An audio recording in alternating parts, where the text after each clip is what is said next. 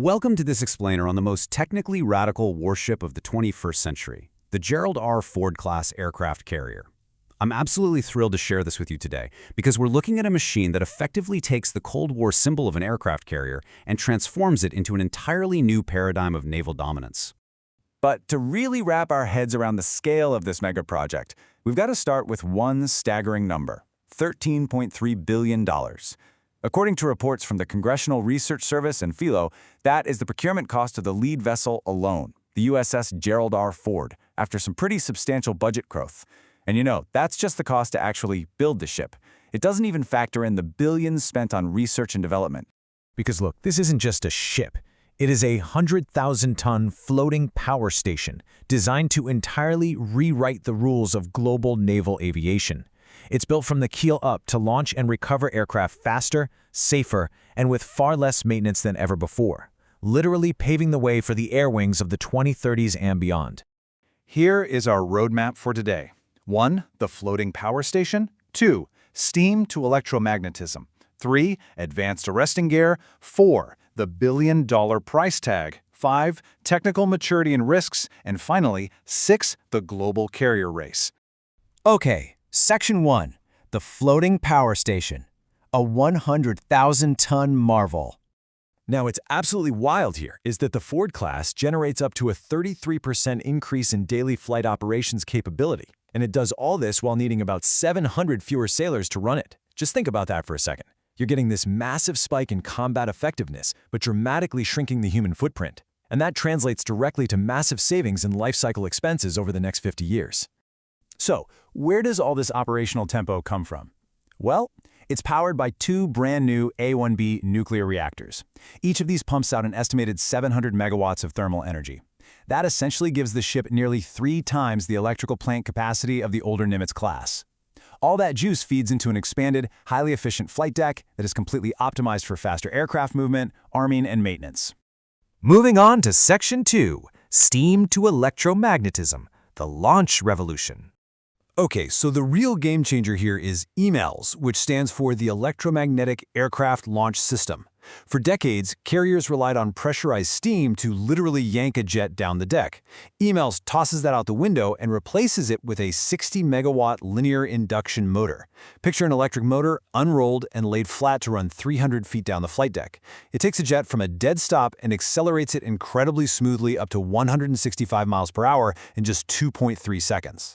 And because this launch is totally software controlled, it can be precisely tailored to whatever is on the catapult. It can seamlessly handle a heavy 25-ton strike fighter or gently loft a lightweight 200-kilogram drone, something those old steam catapults would have just ripped to shreds. This lower peak load stress saves about 5% of structural fatigue per launch on fighter jets that cost, $100 million each. Plus, the whole system takes up a third less room below deck.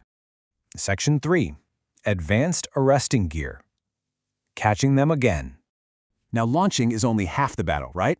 You've got to catch them when they come back. Instead of the violent hydraulic stop of legacy carriers, which, by the way, pilots often describe as feeling like a controlled car crash, the Advanced Arresting Gear, or AAG, uses electromagnetics. It features this brilliant water twister turbine that drives an induction motor in reverse, so it effectively uses the landing aircraft's own kinetic energy to cleanly and smoothly absorb the shock. When you combine EMALS and AAG, it completely optimizes this massive deck layout. Since these systems are so versatile and don't need the labyrinth of massive steam plumbing of older carriers, the Ford class can support a totally future-proof air wing. We're talking Super Hornets, F-35Cs, and crucially, a whole new generation of lightweight, unmanned aerial vehicles that simply couldn't operate off the older ships. Which brings us to Section 4, the billion-dollar price tag. The price of innovation. All right, let's break down the economics, because pioneering this kind of tech doesn't come cheap. As we mentioned, procuring the lead ship took roughly $13.3 billion, alongside another $4.7 billion just in research and development to figure out all this new tech. But here's the silver lining. As the learning curve stabilizes, costs for subsequent ships, like the John F. Kennedy, are estimated to drop to around $11.4 billion. Still, when you factor in a 50-year life cycle and daily operating costs that can hit $10 million, a single carrier's total lifetime cost can easily exceed $25 to $30 billion. Section 5. Technical Maturity and Risks. The Friction of Megaprojects. Of course, building a first-of-its-kind system comes with a lot of friction. Objective reporting from the Government Accountability Office, basically the investigative arm of Congress, highlighted some serious ongoing concerns regarding technical maturity. They noted that integrating completely unproven technologies led to significant out-of-sequence construction and initial reliability shortfalls. Essentially, because they were designing the tech while they were actively building the ship, costs and timelines just inflated dramatically. Just to put this into perspective, early land-based testing data revealed some intense growing pains. The EMALS failure rate was initially 5 times higher than expected.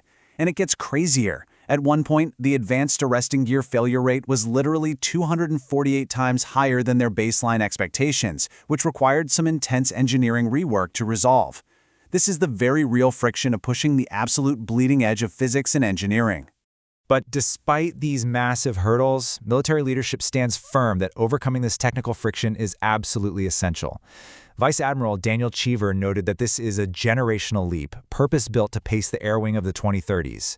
They firmly believe that standardizing these systems right now will achieve vastly superior long-term capability and ultimately drastically lower the lifetime ownership costs across the whole fleet. Finally, Section 6, the Global Carrier Race, setting a new standard. And here's a really fascinating part. The rest of the world isn't just ignoring the painful R&D the U.S. Navy went through, they are validating it. Other global naval powers are actively following this exact same technological leap. China, with its Type 003 Fujian carrier, and France, with its planned Pianagi, have completely bypassed steam altogether. They're jumping straight into electromagnetic catapults, proving that EMALS is for sure the undisputed future of naval aviation. So looking at the billions spent, the crazy engineering hurdles they've had to clear, and the global shift this has already triggered, we are left with this massive question. Will this floating power station ultimately redefine global naval dominance over its 50-year lifespan? As these technologies mature and drop in cost, we are literally watching the very foundation of 21st century power projection being laid right before our eyes. What do you think? Is the generational leap worth that massive upfront cost? Thanks for joining me on this explainer. I really hope this helped unpack the true anatomy of this incredible mega project. Keep your eyes peeled for more deep dives and keep learning.